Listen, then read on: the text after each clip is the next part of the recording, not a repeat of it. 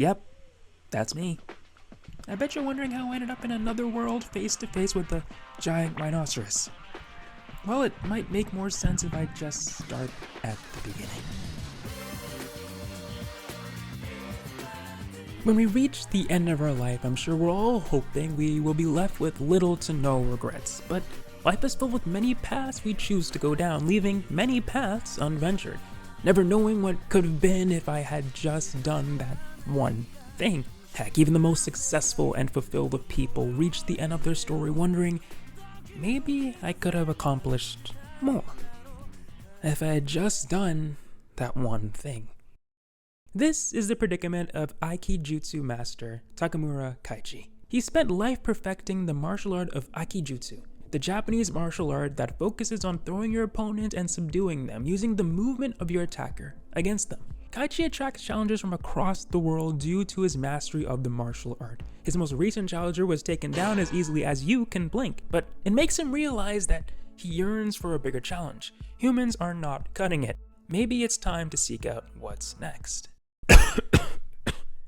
The next battle life throws at Kaichi, though, is terminal lung cancer. With only 3 months left to live, his doctor gives him some medicine, still undergoing trials. Not much to lose at this point, Kaichi accepts. Attaboy, Kaichi. Yeah, we're gonna fight this thing. With the help of your doctor and this sweet nurse here, Tokiko, you might be alright. Look at you, you're even writing down all the things you want to throw once you get out of here. Starting with the rhino. Yeah, dream big, pal. Okay, I hate to be that guy, but that does not look good. Nurse Tokiko rushes Kaichi to the ER, but on the way, they suddenly find themselves here. What the hell was in those meds? Kaichi thinks this is just a dream that allows him to achieve his dream before dying, but this isn't a dream, it's another world.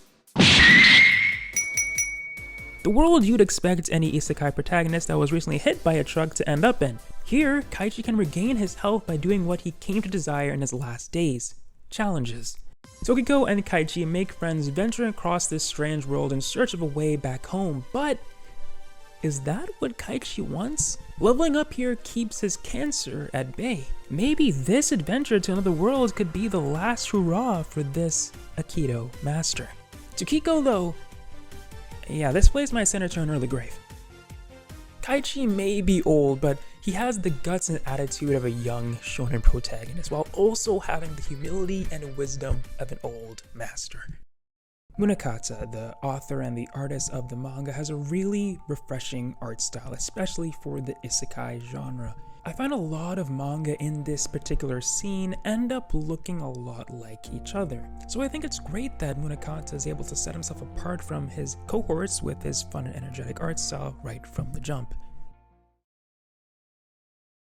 Hatori is just another high school teacher trying to do his best to educate and protect the future of Japan. And one of his students, Tsumugi, might need some protection. These flowers on her desk aren't some nice gesture as I originally thought when reading, but a form of bullying. These are white chrysanthemums, a flower often used at funerals. Placing these types of flowers on a student's desk is the same as wishing for their death. Worse yet, everyone in class seems to be in on it. Not a single person comes to her defense or seems to even like her. I can't imagine why though. She's extremely timid, so that makes her an easy target, but besides that, she seems normal, right? Hatori tries his best to learn more about Tsumugi and her situation, and in doing so finds out that, yeah, she isn't exactly normal, but I mean, who is? So what if she offered her teacher a sip of her already open backwash-filled drink? And yeah, it was strange that she tried to hold his hand, and even stranger when she correctly guessed that Hatori actually doesn't even want to be a teacher at all. Okay, Tsumugi is straight up unusual, and even though she seems to be the sticks and stones type and bullying doesn't actually seem to have much effect on her, Hatori wants to be a better teacher and wants to help her. And when Hatori finds out that she's escorting on the side, he says enough is enough. She's too young for this. She needs a responsible adult's help. Leaving the students' problems as they are. There's no way I can ignore this. Even if I'm not perfect, I'm still a teacher. A limited express train will pass through platform 4. It's dangerous, so please stand behind the yellow tactile paving. I guess I can't do this after all. Huh?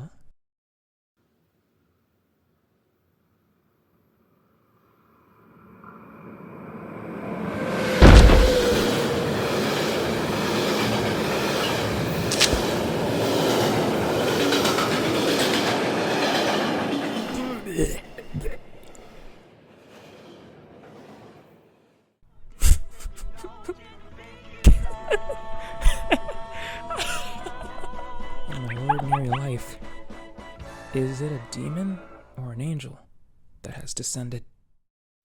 The story unfolds as Hatori learns that his timid student that is a victim of bullying is also a terrifying, unpredictable monster that has no issue with taking matters into her own hands. Things only get worse for him when he realizes she knows something about him that he intended to take to the grave. If that sounds good to you, just go read it. If you need more convincing, I'm going to spoil the first 4 chapters out now.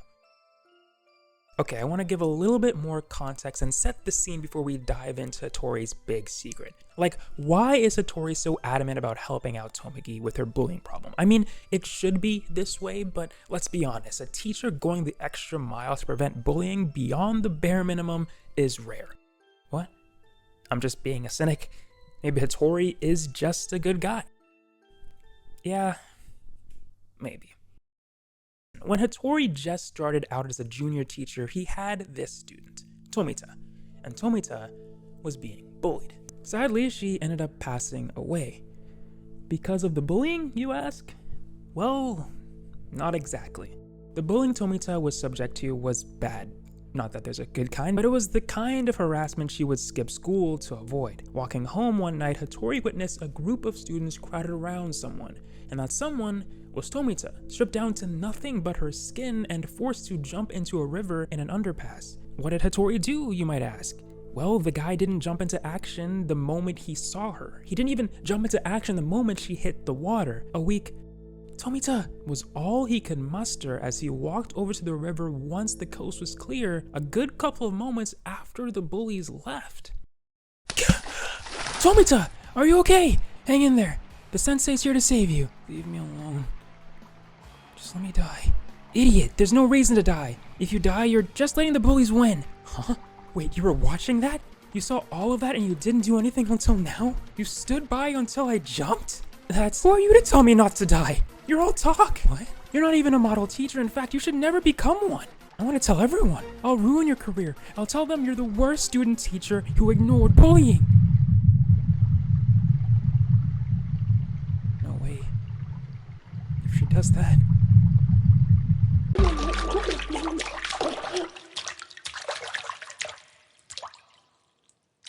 So, yeah, secret's out. He's a murderer. But how does Tsumugi know? Let's just put it all out there. She has powers that grant her the ability to peer into people's hearts from just a touch. Thoughts, whispers, images.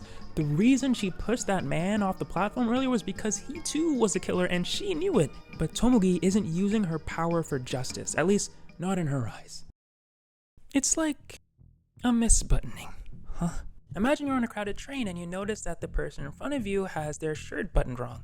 Only one button out of place, but no one else notices it. Or maybe they do, but they just pretend they don't see it. Doesn't that bother you? The one button that is out of place? You feel like the misbuttoned shirt needs to be fixed. That's all there was to it. It's Death Note, but I think it's unfair to write it off as just girl Death Note, at least this early on. It's only 6 chapters so far, and a new case is just beginning. There's still so much that can be learned about Tsumugi, like how did she even first learn about her powers? What caused her to think this way? And I'm interested to see if there will be someone who tries to interfere with her goals.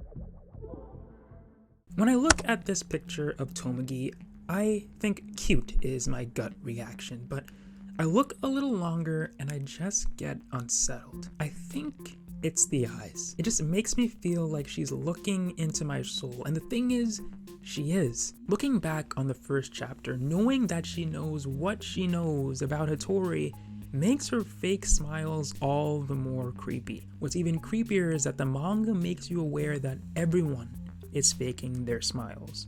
The liars, the killers, all blend into the crowd with their fake smiles. everyone is faking, but Tsumugi can see right through that. As I continued reading, there were so many moments where she would get me, where I started thinking, oh, this character is actually really sweet, and then she'll do something that makes me revert back to being scared of her and wondering why she's really doing all this.